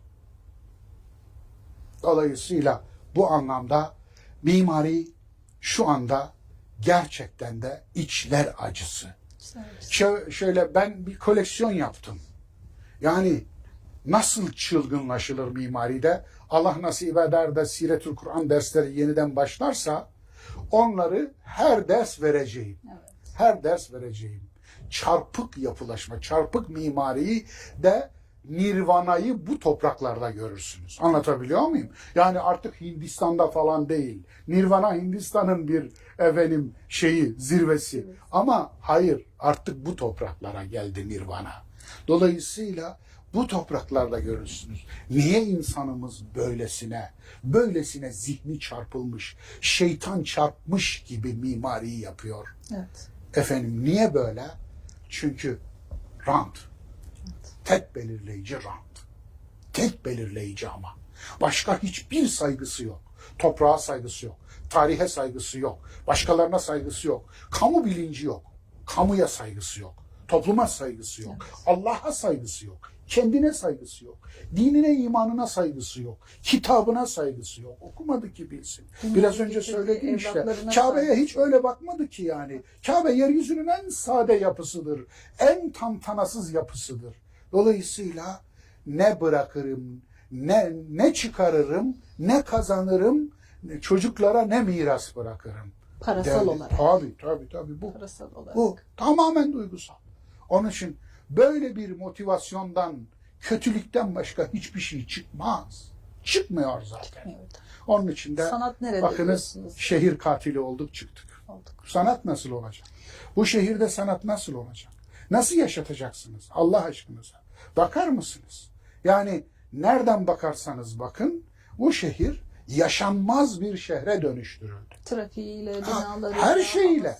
Yaşanmaz bir şehre. Evleri. Boğuluyoruz yani. İstanbul'da boğuluyoruz. Boğuluyoruz. Yeşil sanki görüldüğü yerde vurulması vacipmiş gibi, görüldüğü yerde vurulacak emri çıkarılmış gibi yeşile düşman bir zihniyet var. Anlatabiliyor muyum? Yani doğal ormanlarını yok ediyorsunuz, getirip yolların kenarına yapay şeyler takıyorsunuz. Ya bu nasıl bir korkunç bir şeydir. Bir bir çiçeği kökten kesip yolup onun yerine plastik bir çiçek dikmekten başka nedir bunun şeyi? Yani nasıl bir zihniyettir bu? Ya bizim memleketten yine bir laf söyleyeyim. Doğru yürüdün de zongurdaman kaldı derler. Anlatabiliyor muyum? Yani doğru yürüdüler de zongurdamaları kalmış gibi. Bakınız yani oradaki ormanı korumuyor. Bahusus korumuyor. Onun için eskiden bendeniz askeri kışlalara o ideolojik döneminde o İslamcı, şimdi tevbe ettiğim İslamcı döneminde askeri kışlalara bozulurdu. kızardım içimde. Şimdi iyi ki kalsın mı diyorsunuz hocam? Keşke kalsaydı. Tek korunan yerler Keşke oralar. kalsaydı. Değil mi? Ne büyük bir ideolojik yobazmışız. Ne büyük bir ideolojik bagaja koymuşlar bizi. Ne büyük bir ideolojik aymazmışız biz. Anlatabiliyor muyum? Ellerine geçirdikleri yeri betonla doldurdular. Betona gömdüler. Keşke o kışlaların hepsi dursaydı. Hepsi dursaydı da gözümüz yeşil görseydi. Şehrin ciğerleri harap olmasaydı. Ciğerleri kanser olmasaydı. Şehir ciğerli bir şehre dönüşseydi. Ama maalesef benim şu anda oturduğum evde ben 11 sene önce taşındım. Evet. Taşındığımda Küçükçekmece Gölü'nü böyle ayağımın altında gibi seyreder idim. Çünkü karşımda bir tabur vardı. Tabur, kışla. Kışla. O taburun yerine bir zamanlar bu memlekette bakanlık yapmış, ondan sonra Karun olmuş bir müteahhit getirdi, bilmem kaç tane kule dikti. Şu anda şu kadarcık yerden bile gölü göremiyor. Anlatabiliyor muyum? Ne kadar hızlı, yani hem kötü değişim, kötü mimari olduğu kadar bir de bu kadar hızla yapılanmayı açmak, her tarafı, o da ayrı bir tarafı mesela. Evet. Büyük bir talan, büyük bir, hani bir an önce alalım gidelim, heybemizi dolduralım, kaçalım. Mesela ben bunun karşısında beddua etmem lazım değil mi? Hiç etmedim. Çünkü ona Allah senin belanı versin demek hiç gerekmez. Bu beladır zaten. Aynen. Belasını böyle bulmuş. Aynen. Anlatabiliyor muyum? Daha büyük. Bu beladır zaten. Bundan büyük bela kıyametin kopsun. Yok, kıyametin kopmuş senin. Aynen. İnsanlığını kaybetmişsin. Hani topraktan Onun için, çıkıp evet. gelseler, atalarımız baksalar, Fatih Sultan Mehmet gelse ve baksa derim bazen, bu şehre baksa ne der? Ne diyeyim ben size? Bir kral belanızı hikayesi vardır, bulmuşsunuz der. yaşanmış bir hikaye. Ki işte Ahemeniş Hanedanı döneminde Anadolu'nun işte Persler tarafından alınışı sırasında oradaki yerel bir tiran, çok paraya tapan bir tiran, herkesi haraca boğmuş. Yani bir fazla altın ele geçirmek için yapmadığı zulmü koymamış. Bir gün ele geçirmişler bunu. Ele geçiren hükümdar altınlarını getirin demiş. Getirmişler, eritmişler. Askerlerine ağzını açtırmış. İçine eriyik altını boşaltmış. Çok seviyordum, içine koydum demiş. Evet, ne diyeyim? Değil mi? Bir gün herhalde hesaplarını verirken bunlardan da hesabını soran bir Allah vardır yani. Evet. Ama asıl olan bu dünyada sorulmaz. Asıl olan bu dünyada yaptıklarının hesabını vermeleri. Çünkü Allah havale ile çalışmıyor. O Allah'ın hesabı. Allah'la onun arasına girmeyelim. O Allah'ın işi. Allah'ın işine karışmıyor. Ama biz bu dünyada bize yapılan haksızlıkların hesabını sorabildiğimiz gün özgürleşeceğiz. Evet. Hocam, Osmanlı'dan Cumhuriyet'e geçerken ipi kopan tesbih taneleri gibi hepimiz bir yöne savrulduk. Kültür, sanat, müzik, edebiyat bu savrulanlar arasında. Yani geçmişimizde olmayan şeylerimiz de değildi. Bizim de kendimize has sanatımız, müziğimiz hepsi vardı ama bazen bu kaybedişi, bu savrulmayı bazen dindarlaşma uğruna, daha dindar olabilmek için, bazen de sırf modernleşme uğruna yaptık. Bir toplumun ayakları üzerinde sabit durabileceği bir kültürü yoksa, ortak bir bayramı, tüm kesimlerin katıldığı, ortak bir şenliği, ortak bir dansı yoksa o toplumun hali nice olur? Böyle olur. Şekilde görüldüğü gibi. Öyle olur. Böyle olur. Yani esasen biz dini hep bir kaldıraç olarak kullandığımız için din bizde aslında ihtiyaç olunca kullanılacak bir nesne. Evet. Bir kaldıraç, bir manivela. Yani dine yaptığımız muamele böyle kötü bir muamele. Onun için biz dini de taşıyamayacağı yükleri sırtına yükledik, yorduk. Evet. Dini çok yorduk. Onun için dindar kendini de yordu, dini de yordu. Ve din şu anda taşıyamaz oldu. Evet. Çünkü ondan beklememeniz gereken veya kendi başka unsurların görevlerini yapması durumunda din görevini yapabilirdi. Söylediğiniz şeyler işte. Yani siz ortak kültürü yok ediyorsunuz.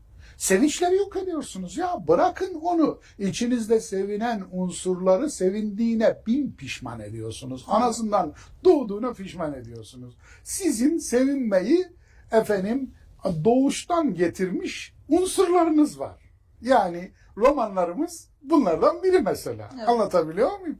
Adamları dağıtmak için, mahvetmek için yapmadık numara çekmedik numara bırakmadınız ya. Yaşadıkları yeri güzelleştirip oraları, o insanları eğiteceğinize, o insanları oralardan birer daireye kovalayıp oraları kendi Karunlarınıza, villaya dönüştürdünüz. Evet.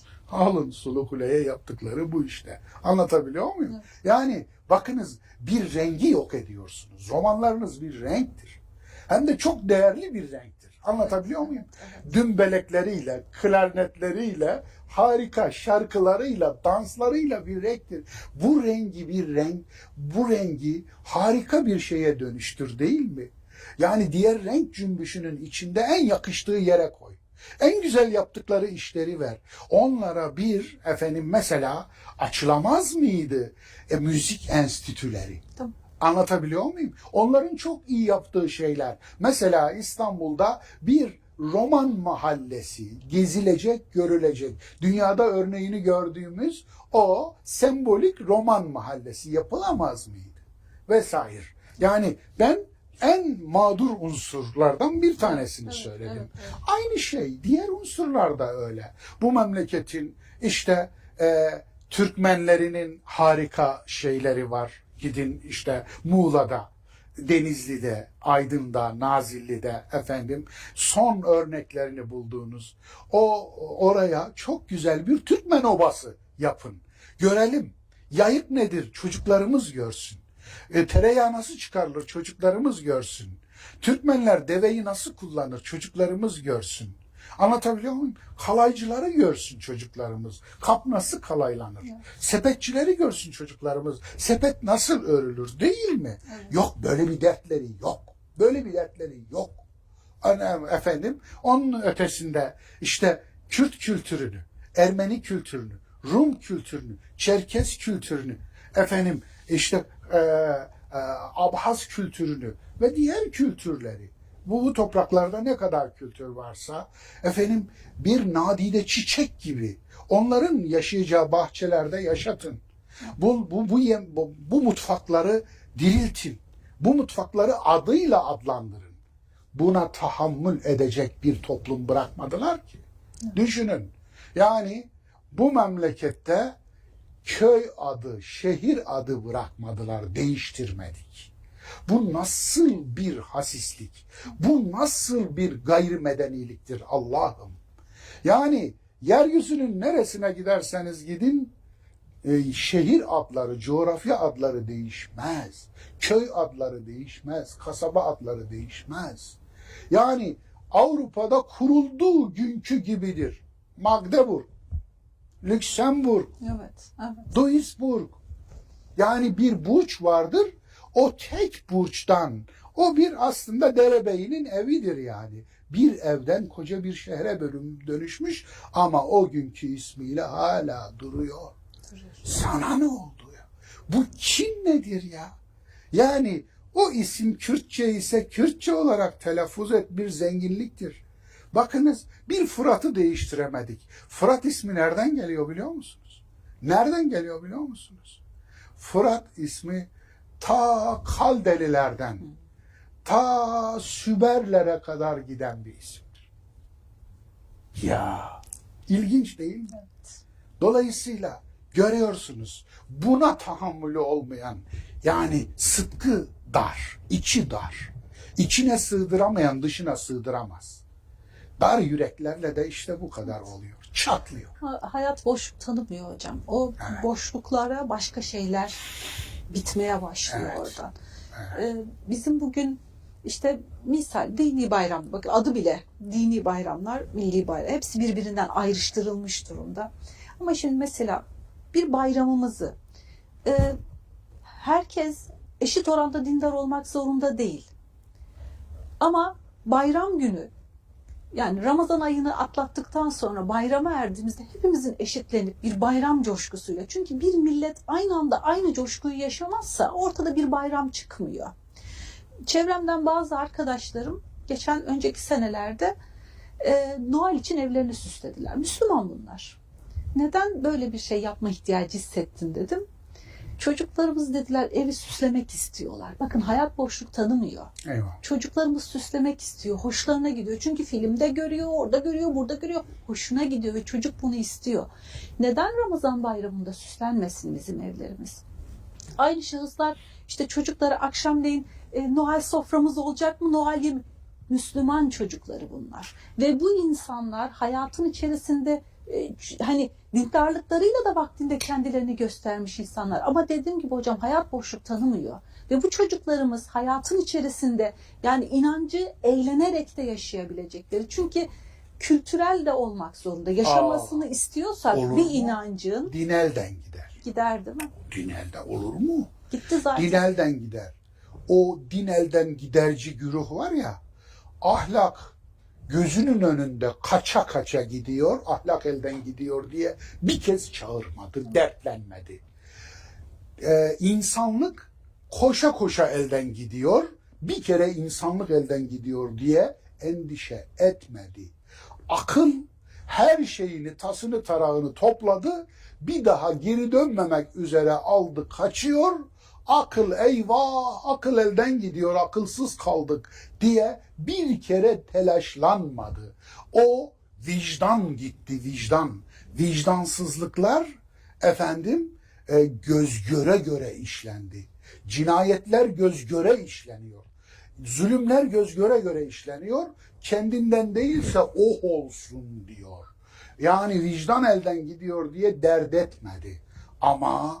Ama çocuklar işte biraz eğlenmek isteyince din elden gidiveriyor. Evet. Çünkü dini hemen duvarın üstünde böyle tek ayak üstüne duruyor.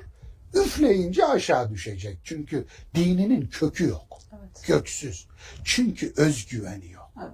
Çünkü hiçbir şey bilmiyor. Çünkü cahilin dindarlığı dinsizliğinden beterdir. Evet. Onun için yani bu anlamda dini de yok. Yani onun için ben onu söylüyorum. Şark dindarı gerçekte ateisttir. Evet.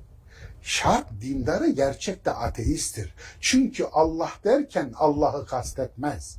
Allah derken gücü kasteder. Gücü. Onun Allah'ı güçtür. O nedenle güce tapar o. Dolayısıyla ahirete iman etmez. Diliyle söyler ama haliyle yalanlar.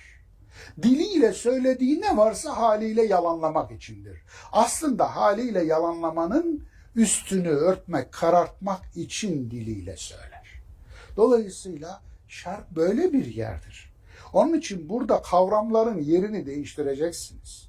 Yerini değiştireceksiniz. Dolayısıyla yani işte Küçük Ömer'in, İdris Küçük Ömer'in rahmet olsun ona, o harika şey gibi dünyada sol ve sağ vardır. Fakat bu ülkede sol sağdır, sağ soldur. Evet. Anlatabiliyorum. Dediği gibi ki o gün öyleymiş, bugün o da yok. Bu ülkede ateist diye taşladıkları gerçekten imana, saf imana, hanif imana en yakın olanlar, en dindar saydıkları ise imana, hanif imana en uzak olanlardır. Acı, çok acı hocam. Bu bir Afrika atasözü var. Bir çocuğu yetiştirmek için bir köy lazım diyor hocam. Bir insanın da inancıyla toplumda var olabilmesi için ve aynı zamanda mutlu olabilmesi için kültüre de ihtiyaç var. Eğer kültür yok olduysa o insanın o toplumda çocuk yetiştirebilmesi mümkün değil. Doğru. Ayakları yere basan, mutlu bir çocuk yetiştirebilmesi mümkün değil. Çünkü çocuk kültürü istiyor. Var olabileceği kültürü istiyor. Hiç olmadı. Başka yerden devşirmeye başlıyor. Öyle hocam. Hocam, gelelim tekrar Kur'an dilinin şiirselliği konusuna. Kur'an dilinin şiirselliği ve doğanın sanatsal gücü karşısında Doğu toplumlarının son yüzyıllarda sanattan ve estetikten bu kadar yoksun olması nasıl bağdaştırılacak o zaman birbiriyle? Okuduğu kitap okumuyorlar diyeceksiniz. Katılıyorum. Bağdaştıramayacağız. Çünkü bağdaşmaz. Gerçekten de Kur'an dilinin bir numaralı ögesi, unsuru edebi özelliğidir. Evet hocam. Anlatabiliyor muyum? Hatta bana Kur'an'ın dilindeki ilk mucize nedir deseler, mucize kelimesini sevmeyerek, İslam dışı bularak kullanıyorum. Efendim, yani ayet diyeceğim anlamayacaklar. Ama efendim mecburen kullanıyorum. İlk mucize nedir diye sorsalar, edebiliği, sanatsallığıdır. Evet, evet. Onun için Kur'an'ın icazı sanatındadır. Nazmındadır, söz dizimindedir. Abdülkahir Cürcani'ye de buradan bir selam yollayalım 1100 yıl öncesine. Evet. Yani bu anlamda efendim Kur'an'la hiç ilişki kurmadı ki estetikle ilişki kursun. Bu anlamda. Anlatabiliyor muyum? Yani onun Kur'an diye bir derdi olmadı. Kur'an'a iman eder o. Aslında iman etmez. Bu iman değil. Bunun iman olmadığını bile bile veya bilmeye bilmeye. Neye iman değil? İman böyle bir şey değil ki. İman aslında eylemdir. Anlatabiliyor muyum? Evet. Eylem olmayan iman Hristiyan imanıdır. Evet. Dolayısıyla iman gerçekte eylemdir. O nedenle iman ettiğimiz her bir şeyin hayatımızla birebir ilişkisi vardır. Birebir. Allah diyoruz mesela. Hayatımızla birebir ilişkisi, hayatın var edicisi. Ondan sonra hayattaki her şey özü itibariyle onun sıfatlarından yansımalar. Anlatabiliyor muyum? İsim, Esma-i Hüsna'nın yansımaları. Bu bir. Efendim, Allah'a iman budur işte. Ahirete iman diyoruz. Ahirete iman tek başına bir şey değildir. Hiçbir iman hayatla ilişki kurmadığı sürece hiçbir şey yaramaz. Evet. Peki hayatla ilişkisi nedir? Adalete imandır. Anlatabiliyor muyum? Yani hesap verilebilirliktir ahirete iman. Hesap sorulabilirliktir. Hesap verilebilir bir hayat yaşayacağım diye söz verenin ahirete iman ettiğine inanabilirsiniz. Hesap verilebilir bir hayat yaşama endişesi olmayanın ahirete iman iddiası çöptür, çöp. Evet. Anlatabiliyor muyum? Evet. Üçüncüsü meleklere iman. Bu aslında sizin hakikat gördüğümden ibaret değildir. Gördüğümün de ötesini de kapsar. Anlatabiliyor muyum? Bu budur. Yani eşyanın özündeki güçler, eşyanın öz güçleri Allah'la irtibat halindedir. Bunu ifade eder. Peygamberlere iman. Aslında rol modeller var. İnsanlık tarihindeki rol modeller Karunlar değil, Harunlardır. İblisler değil, İdrislerdir. Anlatabiliyor muyum? Dolayısıyla rol modeller hep acı çekenler, bedel ödeyenler, hakikati kitlenin linci pahasına söyleyenlerdir. İşte peygamberlere iman budur. Evet. Dolayısıyla benim rol modelim bu olayda, şimdi ve burada da hangisi? Yani Yusuf muyum? Musa mıyım? Anlatabiliyor muyum? İsmail miyim? İbrahim miyim? Nuh muyum? Hangisi de kendinizi daha yakın hissediyorsunuz hocam? Şimdi aslında benim favorim İbrahim peygamberdir. Evet. Bu anlamda. Onun favorim olması Allah Resulüne olan muhabbetim bambaşka tabii. Efendim onda onun yetimliğinde kendi mi görürüm. Anlatabiliyor muyum? hep kendimi görürüm. Ama İbrahim peygamberin aklına, arayışına hayranım. Yani o arayış var ya, ya yıldızlara baktı, Evet. bu benim ilahım. Ama battı, ben batanları sevmem. Ay'a baktı, işte bu benim ilahım, daha büyük. Ben batanları sevmem, o da battı. Güneşe, o da battı. Bu arayış var ya, bu arayış aslında Müslüman olmanın tarifidir. Cin suresi 14. ayet bunu söyler. Müslüman tarifi orada hakikati arayanlar. Anladın? Teharrev reşeda. Doğru yolu aramak olarak tanımlanır orada İslam. Evet. Eyvallah. Evet. Bu Kur'an'ın şiirselliği konusunda hocam benim en çok ilgimi çeken Kur'an-ı Kerim'deki bu yeminler. Böyle bir ifade yok. Yani okurken diyorum ki yok, yani en büyük, en derin şiiri de getirsen şu güçlü ifadeyi görmek o kadar zor ki, o yeminleri hani biz güncel hayatta şahsım adına en çok işte vallahi diyoruz. Tamam, ama o aya, güneşe, o dağa varana kadar o derin yeminleri okuduğum zaman kitleniyorum. Diğer ayetlere değil, sanki bir kez daha bir dönüp bu yeminleri bir okumak ihtiyacı hissediyorum. Bence asıl belki de Kur'an'a hayran olunacak nokta Kur'an'ın kendisini işaret etmemesidir. Yani Kur'an sıfır Kur'ancıdır. Bu çok önemli. Evet. Anlatabiliyor muyum? Kur'an sıfır Allahçıdır. Hiç Allahçılık yapmaz. Hiç Allah propagandası yapmaz. Hiç Kur'an propagandası yapmaz. Kur'an propagandası yapsaydı eğer, yerleri, gökleri, deveyi, dağları öğrenmek istiyorsanız bana bakın derdi. Ya ne dedi? Yeri öğrenmek istiyorsanız yere bakın. Deveyi öğrenmek istiyorsanız deveye bakın. Gâşiye 17, Gâşiye 18, Gâşiye 19, Gâşiye 20. Yaratılışın nasıl başladığını öğrenmek istiyorsanız yeryüzünü gezin. İnceleyin, inceleyin, inceleyin. Yani aya, yıldıza, yere, göğe, güneşe yemin etmek, hayvana yemin etmek, toprağa, suya yemin etmek aslında bana bakmayın, ona bakın demek. Evet. İşaret parmağıyla. Evet. Kur'an'a bunun için hayran olur. Anlatabiliyor muyum? Yani kendi propagandasını yapmıyor. Kendisini satmıyor. Ne yapıyor ya? Tabiata ve hayata dikkat çekiyor. Hayata dönün, hayata diyor. Kur'an hayata çağırdıkça Müslümanlar hayattan kaçmışlar. Kendilerine bir cehennem yapmışlar. Kapısına da cennet levhası asmışlar. Kalenin duvarlarını yükseltmişler. Dışarıyı cehennem ilan etmişler. İçeriği cennet ilan etmişler. Başlarına da tiranları geçirmişler. O tiranları da Tanrı'nın gücünü vermişler. Sen Tanrı'nın bizdeki gölgesisin demişler. O ona tanrılık yapmış. Onlar da ona reayalık, sürülük yapmışlar. Ve bugünlere kadar gelmişler. Ama bugün deniz bitti, sıfır. Gidecek hiçbir yer yok. Artık sıkıştı. Kalenin duvarları patlıyor. Orta çağda kalelerin hikayesini ne bitirdi biliyor musunuz? Top bitirdi. Kalenin duvarını aşan bir silah imal edildiğinde kale bitti. Kale bittikten sonra kalenin içine hapsolmuş ahali kalenin dışında asıl cennetin olduğunu gördüler.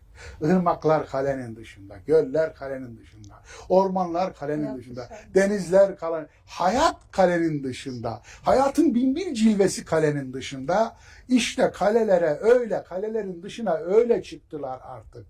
İstanbul'da bile böyle oldu bu. Dolayısıyla sur dışına nasıl çıkıldı İstanbul'da? Boğaz'da, işte Kağıthane'de ilk evler nasıl yapıldı? Boğaz'a nasıl yayılındı? Vesaire. Onun da hikayesini gören görür. Yani bu anlamda... Kaleleri aşmak kolay da hocam. Evet, Zihinde örülünce bu kale mesele zihin nasıl kalesi. olacak o? Bugün kaleler burada. Bu kaleleri yıkmadığımız sürece bu kalelerin topu çıktı şu anda. Bilişim ve iletişim. Başka çaresi yok. Çocuklarınız kalenin içinde tutamayacaksınız. Bu zihin kaleleri var ya, bu zihin zindanları, siz o zindanları kendinizi hapsetmekle kalacaksınız. Çocuklarınız ve torunlarınız o kalelerden firar edecekler.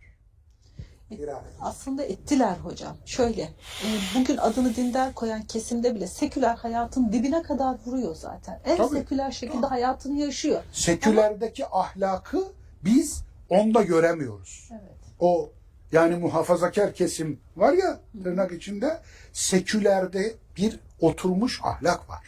Anlatabiliyor muyum? Aba ecdat, 3 kuşak, 5 kuşak, efendim onlarda bir oturmuş artık. Efendim ama onu muhafazakarda göremiyoruz. O yok. Hiçbir oturmuşluk yok. Hiçbir sabite yok çünkü. Her şey seyyal, her şey değişken, her şey satılık. 28 Şubat dönemi başörtüsü mağdurlarındanım ve çevremde de bu şekilde çok fazla başörtüsü mağduru arkadaşlarım var. Kimisi üniversite son sınıftan, hatta bitmiş son stajı sayılmamış falan bir sürü arkadaş, öğretmenlik falan yapanlar. Okuldan atıldıktan sonra tabii çalışmaları lazım bir şekilde. Aslında son o stajı da sayılsa mezundu bu insan. Gittiği bizim muhafazakar arkadaşlarımızın kurumlarına gittiklerinde sen başörtülüsün. Başka yerde zaten çalışamazsın. Sana başka piyasadaki var olan maaşın yarısı teklif. Öğrenciden yarısını mı alıyorsun? Yok. Bana niye yarısını veriyorsun? Bunu teklif eden muhafazakar. Hacı abi, Hacı Efendi. Aynen. Ya, ama benim namazını üzerimden yazsın. rant elde edip o yükselebiliyor. Benim kendim şahsımın çalıştığı bir sürüye sigorta yapacak mısın? Kabul ediyorsunuz. Çünkü siz de ekmek parası derdindesiniz. Sigortamı yapacak mısın? Yapmıyorum. Zaten sen başörtülüsün. Nerede iş bulursun? Doğru, nerede bulurum ki? Başkasının aldığının 1/4'ünü vermeye kalkıyor. Kendisi rant elde edip yükseliyor. Daha olmadı sizin paranızla hayır yapıyorum diyor. Senden kestiğim maaşla başkasına hayır yapıyorum diyor. Hayır, bunun daha ahlak. canlısı var. Hacca gider, Arafat'a çıkar, kendini anadan doğmuş gibi sıfırlar, resetler. Senden kestiği, senden tırtıkladığı hakkın, senin hakkın olan parayla kendisini anadan doğmuş gibi çamaşır makinesinde yıkatır, al sana pırıl pırıl bir hayat. Böyle yapar. Şark tilkisi böyledir. Şark tilkisi. Evet hocam, sizin bir sözünüz var. Toplum yanıyorsa dumanı şairden çıkar. Eyvallah. Demişsiniz. Toplum mu yanmıyor? Şairler mi duman çıkartmıyor? Sorunumuz nerede? Şairlerin çek kestiği bir şahda şiir kalmamıştır.